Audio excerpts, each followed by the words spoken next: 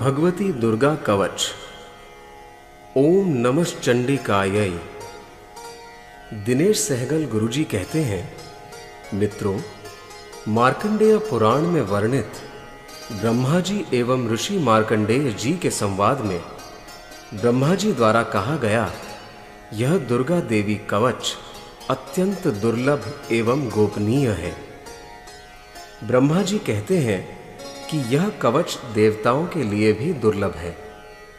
इस कवच का धारण करने से मनुष्य तीनों लोकों में पराजित नहीं हो सकता, उसकी अपमृत्यु भी नहीं हो सकती, उसे किसी भी प्रकार के रोग नहीं हो सकते, उस मनुष्य के ऊपर कोई भी मारण मोहन के मंत्र यंत्र काम नहीं करते तथा उसे देखकर अनिष्टकारक देवी देवता, ग्रह, भूत, पिशाच आदि भाग जाते हैं। उसे राजा द्वारा सम्मान प्राप्त होता है। इस कवच के ऋषि ब्रह्मा जी हैं। छंद यानी गाने की शैली अनुष्टुप है। इस कवच की प्रमुख देवता देवी चामुंडा है। देवी मां के नामों से अंगों में न्यास करना ही इसका बीज है। सभी दिशाओं का बंधन करके साधक को सुरक्षा प्रदान करना ही इस कवच का मूल तत्व है और श्री जगदम्बा की प्रीति के लिए ही इसका उपयोग होता है।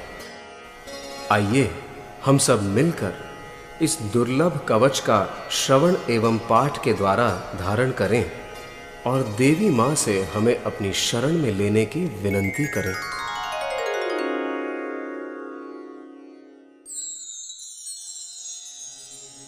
इस कवच का पाठ करते समय हमें इस प्रकार देवी का ध्यान करना चाहिए।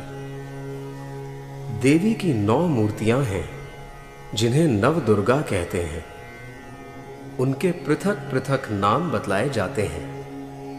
प्रथम नाम शैलपुत्री है।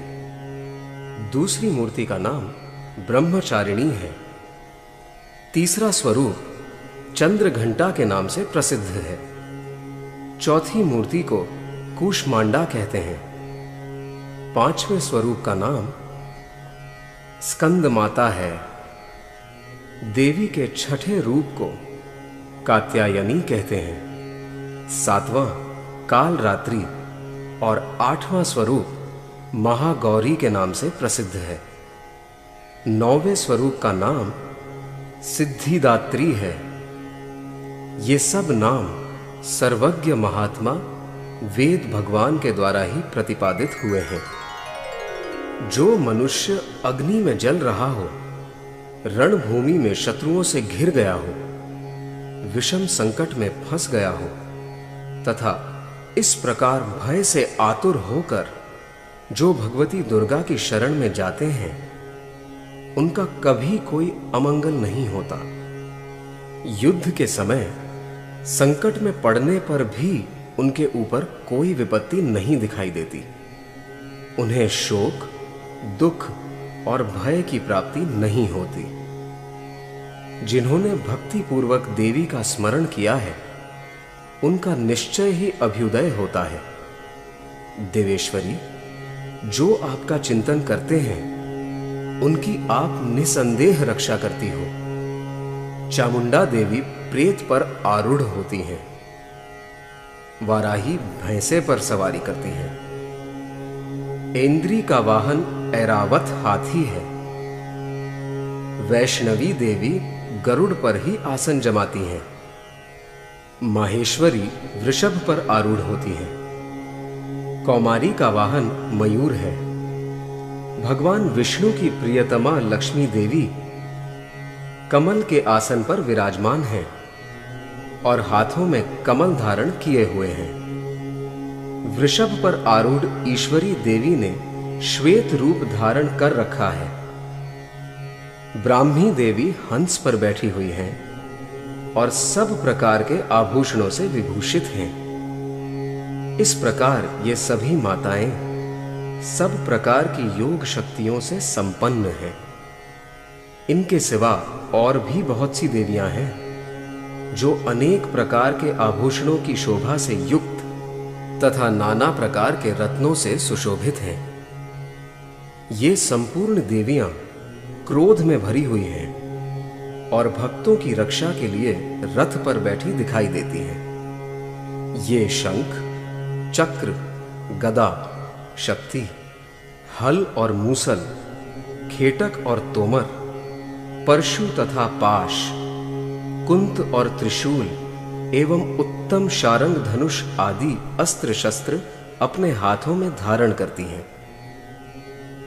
दैत्यों के शरीर का नाश करना, भक्तों को अभय दान देना और देवताओं का कल्याण करना, यही उनके शस्त्र धारण का उद्देश्य है।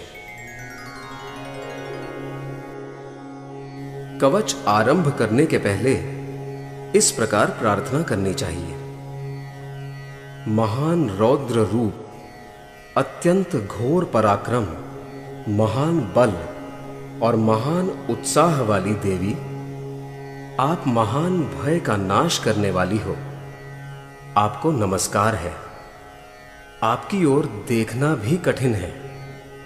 शत्रुओं का भय बढ़ाने वाली जगदंबिके, मेरी रक्षा करो। कवच आरंभ। पूर्व दिशा में ऐन्द्री, इंद्र शक्ति मेरी रक्षा करे। अग्निकोण में अग्नि शक्ति, दक्षिण दिशा में वाराही तथा नैऋत्य कोण में खड्गधारिणी मेरी रक्षा करे। पश्चिम दिशा में वारुणी और वायव्य कोण में मृग पर सवारी करने वाली देवी मेरी रक्षा करे। उत्तर दिशा में कौमारी और ईशान कोण में शूलधारिणी देवी मेरी रक्षा करे। ब्रह्माणी, आप ऊपर की ओर से मेरी रक्षा करो और वैष्णवी देवी नीचे की ओर से मेरी रक्षा करे। इसी प्रकार शव को अपना वाहन बनाने वाली चामुंडा देवी दसों दिशाओं में मेरी रक्षा करे।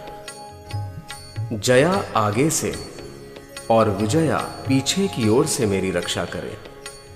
वाम भाग में अजिता और दक्षिण भाग में अपराजिता रक्षा करे। उद्योतिनी शिखा की रक्षा करे। उमा मेरे मस्तक पर विराजमान होकर रक्षा करे। ललाट में मालाधरी रक्षा करे और यशस्विनी देवी मेरी भौहों का संरक्षण करे। भौहों के मध्य भाग में त्रिनेत्रा और नथुनों की यम घंटा देवी रक्षा करे। दोनों नेत्रों के मध्य भाग में शंखिनी और कानों में द्वारवासिनी रक्षा करे। कालिका देवी कपोलों की तथा भगवती शांकरी कानों के मूल भाग की रक्षा करे। नासिका में सुगंधा और ऊपर के ओठ में चर्चिका देवी रक्षा करे। नीचे के ओठ में अमृत कला तथा जिह्वा में सरस्वती देवी रक्षा करे। कौमारी दांतों की और चंडिका कंठ प्रदेश की रक्षा करे। चित्र घंटा गले की घाटी की और महामाया तालू में रहकर रक्षा करे। कामाक्षी ठोड़ी की और सर्वमंगला मेरी वाणी की रक्षा करे। भद्रकाली ग्रीवा में और धनुर्धरी पृष्ठ वंश में रहकर रक्षा करे। कंठ के बाहरी भाग में नीलग्रीवा और कंठ की नली में नलकूबरी रक्षा करे। दोनों कंधों में खड्गिनी और मेरी दोनों भुजाओं की वज्रधारिणी रक्षा करे। दोनों हाथों में दंडिनी और अंगुलियों में अंबिका रक्षा करे। शूलेश्वरी नखों की रक्षा करे। कुलेश्वरी कुक्षी यानी पेट में रहकर रक्षा करे। महादेवी दोनों स्तनों की और शोक विनाशिनी देवी मन की रक्षा करे। ललिता देवी हृदय में और शूलधारिणी उदर में रहकर रक्षा करे।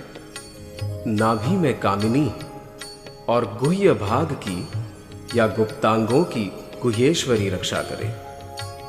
पूतना और कामिका लिंग की और महिषवाहिनी गुदा की रक्षा करे। भगवती कटिभाग में और विंध्यवासिनी घुटनों की रक्षा करे। संपूर्ण कामनाओं को देने वाली महाबला देवी दोनों पिंडलियों की रक्षा करे। नारसिंही दोनों घुटियों की और तेजसी देवी दोनों चरणों के पृष्ठभाग की रक्षा करे। श्री देवी पैरों की अंगुलियों में और तलवासिनी पैरों के तलुओं में रहकर रक्षा करे। अपनी दाढ़ों के कारण भयंकर दिखाई देने वाली दंष्ट्रा कराली देवी नखों की और ऊर्ध्वकेशिनी देवी केशों की रक्षा करे। रोमावलियों के छिद्रों में कौबेरी और त्वचा की वागीश्वरी देवी रक्षा करे। पार्वती देवी रक्त, मज्जा, वसा, मांस, हड्डी और मेद की रक्षा करे। आंतों की काल रात्रि और पित्त की मुकुटेश्वरी रक्षा करे। मूलाधार आदि कमल कोशों में पद्मावती देवी और कफ में चूड़ामणि देवी स्थित होकर रक्षा करे। नख के तेज की ज्वालामुखी रक्षा करे, जिसका किसी भी अस्त्र से भेदन नहीं हो सकता। वह अभेद्या देवी शरीर की समस्त संधियों में रहकर रक्षा करे। ब्रह्माणी, आप मेरे वीर्य की रक्षा करें। छत्रेश्वरी छाया की तथा धर्मधारिणी देवी मेरे अहंकार, मन और बुद्धि की रक्षा करें। हाथ में वज्र धारण करने वाली वज्रहस्ता देवी मेरे प्राण, अपान, व्यान, उदान और समान वायु की रक्षा करें। कल्याण से शोभित होने वाली भगवती कल्याण शोधना मेरे प्राण की रक्षा करे।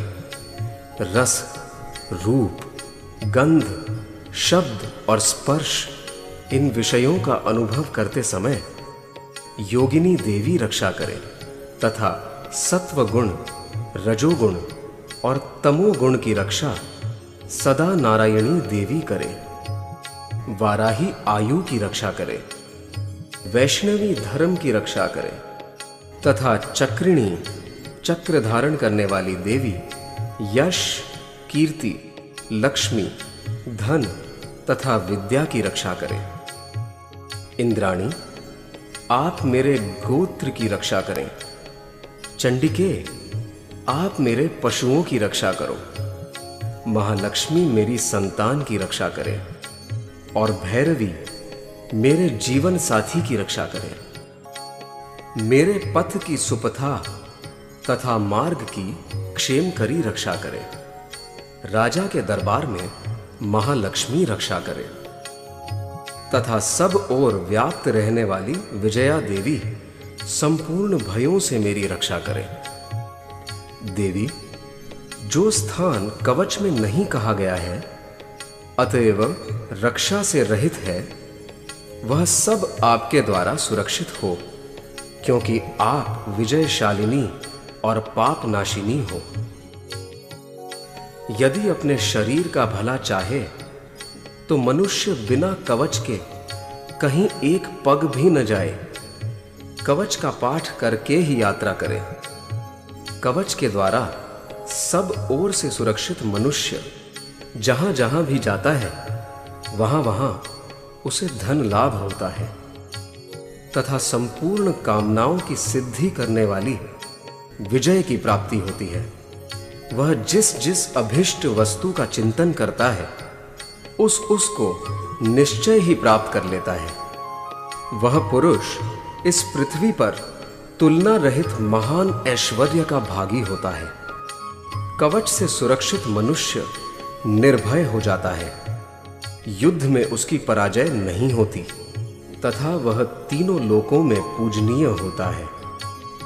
देवी का यह कवच देवताओं के लिए भी दुर्लभ है।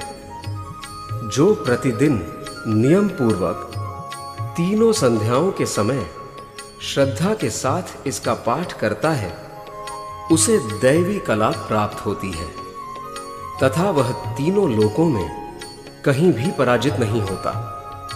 इतना ही नहीं, वह अपमृत्यु से रहित हो 100 से भी अधिक वर्षों तक जीवित रहता है। मकरी, चेचक और कोढ़ आदि उसकी संपूर्ण व्याधियां नष्ट हो जाती हैं।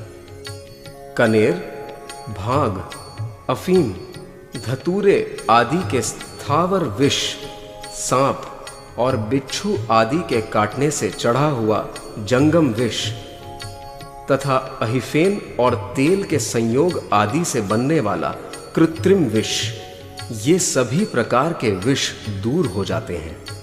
उनका कोई असर नहीं होता। इस पृथ्वी पर मारण मोहन आदि जितने अभिचारिक प्रयोग होते हैं तथा इस प्रकार के जितने मंत्र यंत्र होते हैं, वे सब इस कवच को हृदय में धारण कर लेने पर उस मनुष्य को देखते ही नष्ट हो जाते हैं।